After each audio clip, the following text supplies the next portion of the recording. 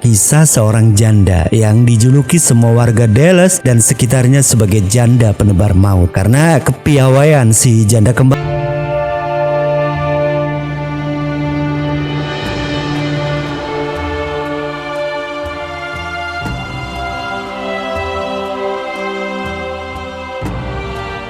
Di Dallas, Sandra Camille Powers dijuluki janda kembang. Ya, memandangi Sandra, lelaki manapun pasti terpana. Meski umurnya sudah kepala tiga, persisnya 36 tahun, perempuan beranak tiga itu masih terlihat seksi. Raut wajahnya cantik alami, ditopang tubuh semampai, rambut hitam tergerai, tatapan mata, dan bahasa tubuh nan menggoda. Sebagai perempuan, Sandra nyaris sempurna. Tak aneh jika Alan Rehrig saat itu tahun 1984 usianya masih 29 tahun tertarik dan langsung jatuh cinta pada pandangan pertama. Perbedaan umur tidak soal buat pemuda yang baru saja pindah dari Oklahoma ini. Masalahnya Alan yang sedang keenakan dibuai semistri cinta, apalagi ia orang baru di Dallas, jelas belum tahu tengah berhadapan dengan siapa. Sandra Camille Powers bukan sekedar janda seksi, tapi juga perempuan pintar, licin dan berbahaya. Hampir semua orang di Dallas tahu itu.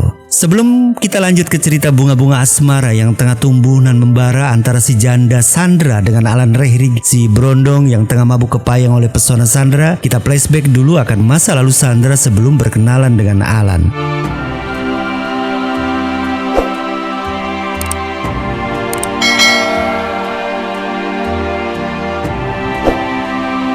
Mau di sini atau di Amerika Serikat sana, citra janda ya sami mawon ya, selalu jadi sasaran gosip para tetangga, terutama ibu-ibu rumah tangga yang khawatir suaminya jadi incaran sang janda. Tentu saja tak semua gosip itu benar, seperti juga tak semuanya isapan jempol. Sandra misalnya, memang tak hanya piawai menggoyang iman para lajang, tapi juga jago memikat suami orang. Setelah dua suami sebelumnya meninggal, ia dikabarkan sering gonta-ganti teman kencan. Sandra pertama kali menikah tahun 1976 dengan seorang dokter gigi, David Stigall. Saat itu umurnya baru 23 tahun. Pasangan ini lantas dikaruniai 3 anak. Tinggal di rumah besar yang interiornya dirancang oleh salah seorang desainer terkenal asal Dallas. David memang jenis lelaki yang hobi mengkoleksi mobil mewah, punya rumah bagus dan istri cantik. Seleranya terbukti oke sih saat memilih mobil atau rumah, tapi tidak dalam memilih istri. Lantaran Sandra doyan menghambur-hamburkan uang, David malah terlilit utang kocek tambahan dari hasil penjualan rumah dan tempat praktik David. Utang lunas, Sandra pun memulai hidup baru dengan bebas. Begitu bebasnya, beberapa bulan kemudian ia sudah termehek-mehek di pelukan Bobby Bridewell, pengusaha real estate sekaligus pemilik sebuah hotel eksklusif di Dallas. Sandra begitu menikmati kemewahan yang ditawarkan Bridewell sehingga menerima ajakan menikah lagi 3 tahun setelah meninggalnya David. Sebagai Nyonya Bridewell, bukan hanya kekayaan yang didapat Sandra, status sosial sebagai istri salah satu pengusaha terkaya di Dallas pun diraihnya. Tapi masa kemasan itu cepat lewat. Tahun 1980 sejak awal Sandra tahu Bobby menderita kanker parah. Tapi hal itu justru menguatkan dokter spesialis kanker langganan keluarga Bridewell, Dr. Zan Bagwell, Jan dan istrinya Betsy. Memang ya, kalau pelakor ini gak pernah ada insafnya terus-terusan ya.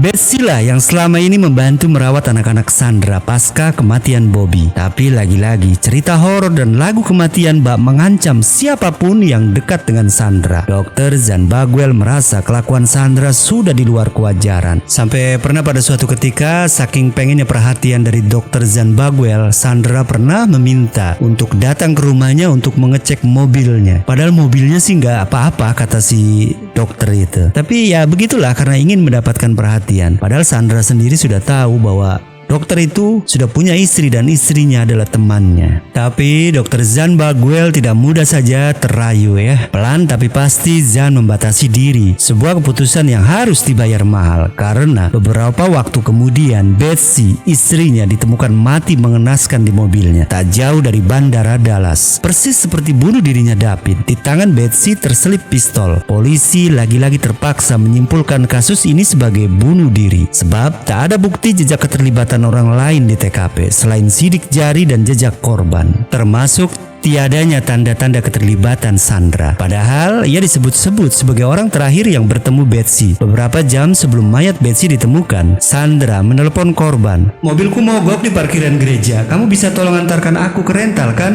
rayu Sandra di ujung telepon. Betsy menyanggupi. Keduanya sempat bolak-balik rental dan gereja karena Sandra mengaku SIM-nya tertinggal di mobil. Setelah itu, mereka berpisah dan Betsy yang malang pun menghilang. Banyak orang di Dallas meyakini Betsy dibunuh karena mengetahui rencana Sandra merebut Jan. Persoalannya sama seperti kasus bunuh diri David. Polisi tak punya cukup bukti, tak ada sidik jari atau identitas lainnya yang tertinggal. Bahkan pistol yang digunakan pun hasil curian yang bisa dengan mudah dibeli di pasar gelap. Di belakangan hari beredar kesimpulan lain, dibuat oleh seorang detektif swasta dibantu ahli forensik independen. Mereka yakin Betsy dibunuh. Keberadaan sidik jari Betsy dan residu mesiu di tangan korban menurut mereka adalah bukti upaya Betsy mengalihkan pistol yang ditodongkan di kepalanya. Toh tanpa bukti nyata, polisi tetap sulit bertindak. Keterlibatan Sandra akhirnya berkembang sebatas kasak kusuk. Meski sekali lagi, sebagian besar orang Dallas percaya sang janda kembanglah yang menebar teror. Kita kembali pada dua sejoli yang tengah dimabuk kepayang yang beda usia antara Sandra dan Alan Rehrig. Kabar tentang Sandra dan Alan menyeruak. Banyak orang terhenyak. Apakah Alan akan menjadi pelabuhan terakhir Sandra atau hanya akan melengkapi cerita horor yang bertahun-tahun dirajut Sandra? Saat itu,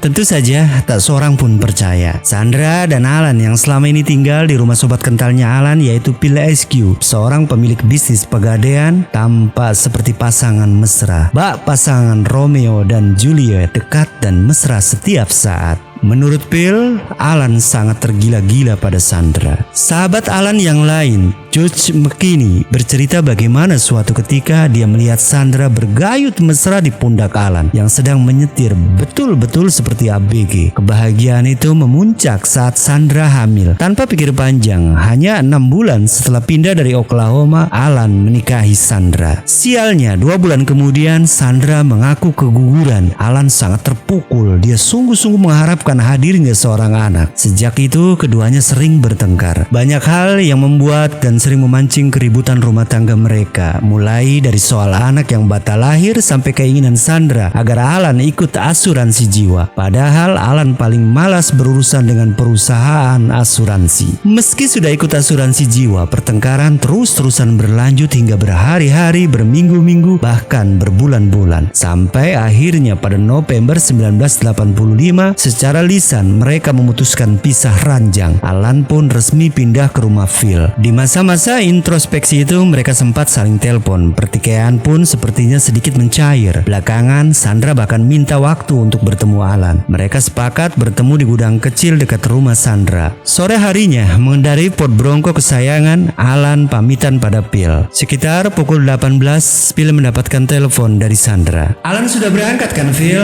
tanya Sandra di ujung telepon sana. "Sejak sore tadi saya lihat dengan mata kepala saya sendiri dia berangkat." "Ah, kamu tahu siapa Alan? Bisa saja dia mampir dulu ke bar lalu terlibat masalah di sana," timpal Sandra. Phil tak berkomentar, tapi entah mengapa hatinya risau saat itu. Bersama teman-temannya, dia lalu berinisiatif mencari Alan. Meski sampai dini hari hasilnya tetap nihil. Satu hal yang diherani Phil, Sandra sama sekali tidak menampakkan kekhawatiran. Sebagai istri yang mengaku hendak merajut kembali tali perkawinan yang terlanjur koyak, Sandra malah memutuskan menyewa detektif swasta. Bukan untuk ikut mencari Alan, tapi melindungi dirinya dari sang suami yang tengah raib. Phil lah yang akhirnya melaporkan hilangnya Alan ke kantor polisi. Hari-hari sepi kabar membuat Phil was-was. Di hari keempat, firasat jelek mulai muncul. Benar saja, di hari keempat itu, sobat kentalnya Alan Rehrig ditemukan. Tubuhnya tak lagi bernyawa, tergolek di antara 2 kursi depan Ford Bronco kesayangannya. Tak jauh dari gardu listrik sekitar 2 mil dari lapangan terbang Oklahoma atau 200 mil kecil dan lebih pendek daripada korbannya. Terlihat dari setelan kursi supir yang diatur ulang oleh si pembunuh. Saat ditemukan, Alan hanya mengenakan celana pendek dan t-shirt. Padahal saat itu di Oklahoma sedang dingin-dinginnya. Berarti dia dibawa dari tempat yang lebih hangat,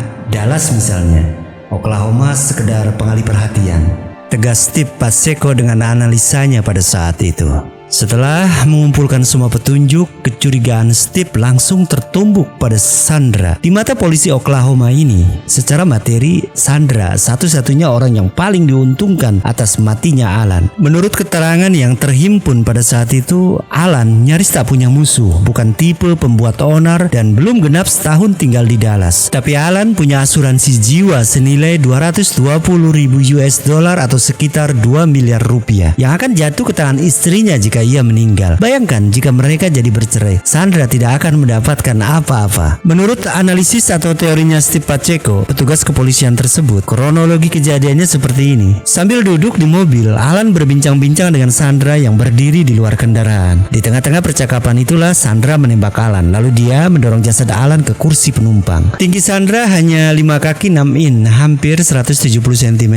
Lebih pendek daripada Alan yang 6 kaki 1 in, lebih dari 180 cm. Itu sebabnya setelan kursi harus disesuaikan. Dengan mobil itulah Sandra membawa mayat Alan ke Oklahoma. Mengapa Oklahoma? Sandra punya reputasi kurang bagus di Dallas. Hampir semua orang, tak terkecuali polisi yang tahu juga masa lalunya. Sabtu itu Sandra mencoba merancang alibi. Dia membuat janji dengan Alan. Lalu karena Alan tak muncul, dia memutuskan makan malam dan pergi nonton bersama teman-temannya sampai pukul 1.30. Tapi alibinya tidak berlaku antara pukul 1.30 sampai pukul 10 karena tak seorang pun melakukan kontak dengan Sandra. Padahal itulah saat dia di mana membawa mobil Alan yang disembunyikan di suatu tempat ke Oklahoma. Jika meninggalkan Dallas sekitar pukul 2 dan tiba di Oklahoma sebelum matahari terbit, ia bisa kembali ke Dallas dengan penerbangan pertama. Itu sebabnya mengapa Ford Bronco ditinggalkan dekat bandara. Begitu teori atau investigasi yang didapatkan dari pemikiran Steve Pacheco pada saat itu. Steve sempat memanggil Sandra ke Oklahoma, tapi saat diinterogasi istri Alan itu tak banyak bicara dan tetap kukuh pada alibinya. Steve tak bisa menahan Sandra karena lagi-lagi tak ada bukti langsung yang dapat mengaitkan perempuan itu dengan terbunuhnya Alan. Ketika Steve merencanakan interogasi kedua, Sandra keburu terbang ke Dallas. Di sini Sandra menyewa seorang pengacara terkemuka yang dengan kepintarannya bersilat lidah berhasil menjauhkan polisi dari kliennya. Bulan berganti tahun, kasus kematian Alan menguap begitu saja. Sandra pun hilang bak di telan bumi. Jejaknya pun baru terlacak pada 1986 di Marin County, San Francisco, memakai nama Sandra Bradwell. Sang janda beredar di kalangan pengusaha dan pengacara. Namun di tempat barunya itu Sandra dikabarkan senang berutang. Dia sempat diperkarakan dengan seorang jaksa yang memberinya pinjaman sebesar 23.000 US dollar atau 200 juta rupiah dan seorang pengusaha yang meminjamkan 70.000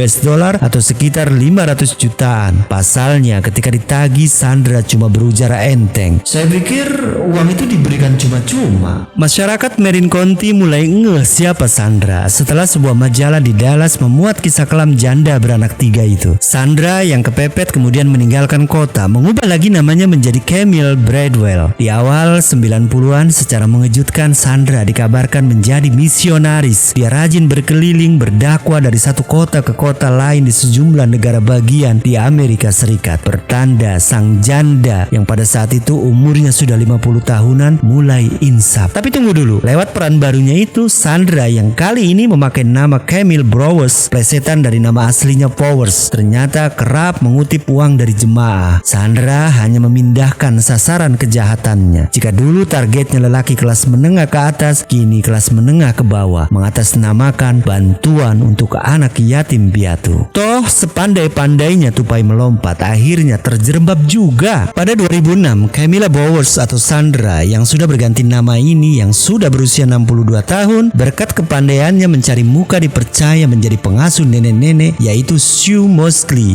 yang umurnya 77 tahun yang telah renta dan sakit-sakitan di sebuah kota kecil Southport, North Carolina. Sandra mengaku pada Jim Mosley, putranya Sue, dia bilang suaminya meninggal dan kini dia hanya memikirkan Tuhan dalam kehidupannya. Beberapa bulan mengasuh Sue, Camille atau Sandra menyampaikan rencananya membeli sebidang tanah di Southport. Sue pun lantas memperkenalkannya dengan Jack Persson, seorang broker properti. Pilihan Camille jatuh pada sebuah tanah plus rumah seharga 2, juta US dollar atau sekitar 15 miliar. Beruntung, Jack termasuk orang yang gemar berselancar di internet. Iseng-iseng dia browsing nama Camille di dunia maya dan mendapati sejumlah artikel tentang Camille beralias Sandra. Saya mendapati foto-foto Sandra di Dallas atau San Francisco, sama persis dengan sosok Camille di Southport. Pernyataan Jack setelah dia mendapatkan data-data begitu banyaknya tentang Sandra Camille. Jack pun menelepon Glenna Whitley, wartawan asal Dallas yang mengikuti dari awal kiprah Sandra. Informasi Glenna membuat Jack makin yakin Camille memang Sandra. Tak salah lagi. Setelah itu, mereka bersama-sama menjelaskan persoalan ini pada Jim Mosley yang segera mendatangi rumah ibunya. Beruntung, Camille dan anak-anaknya sedang tidak ada di rumah. Jim pun leluasa memeriksa dokumen keuangan Sue. Di situ dia menemukan tagihan kartu kredit atas nama Sue senilai 2.500 US dollar atau 20 jutaan yang tak jelas penggunaannya. Juga cek palsu senilai 900 US dollar atau 8 jutaan. Yang lebih mengejutkan, Jim mendapati surat peringatan dari sebuah lembaga keuangan memberitahukan bahwa rumah ibunya tak lama lagi akan jadi barang sitaan karena telah 6 bulan lalai membayar pinjaman. Pinjaman apa? Jim dan Sue cuma bisa geleng-geleng kepala. Jim menceritakan semuanya pada polisi. Akhirnya, untuk pertama kalinya dalam kurun waktu 20 tahun, Camille alias Sandra berhasil dijebloskan ke bui dengan bukti-bukti yang lengkap dan akurat. Saat ditangkap, Sandra tidak menunjukkan emosi berlebihan. Satu-satunya kalimat yang keluar dari mulut sang janda hanyalah, "I know my rights and I want a lawyer." Kasus Sue sudah cukup untuk membuat Sandra dipenjara maksimal 20 tahun. Tapi dia berpeluang tinggal lebih lama lagi jika kepolisian Dallas mengungkit kembali kasus bunuh diri David dan Betsy. Atau terakhir, sang mantan janda kembang itu. Baiklah lur, itulah kisah atau sepak terjang si janda kembang, si Sandra yang berganti-ganti nama ya. Lihai, licik, licin, dan entah apa lagi ya sebutan yang pantas untuk disandangkan ke si Sandra ini. Terserah mau ngasih gelar apa ke si Sandra, tulis aja di kolom komentar. Dan buat sedulur semua yang suka dengan konten ini, dengan video ini, silakan ya tolong sebar-sebarkan ke kawan, rekan, atau musuh sekalian. Dan buat yang belum subscribe atau berlangganan, tolong dong dicolek subscribe-nya ya.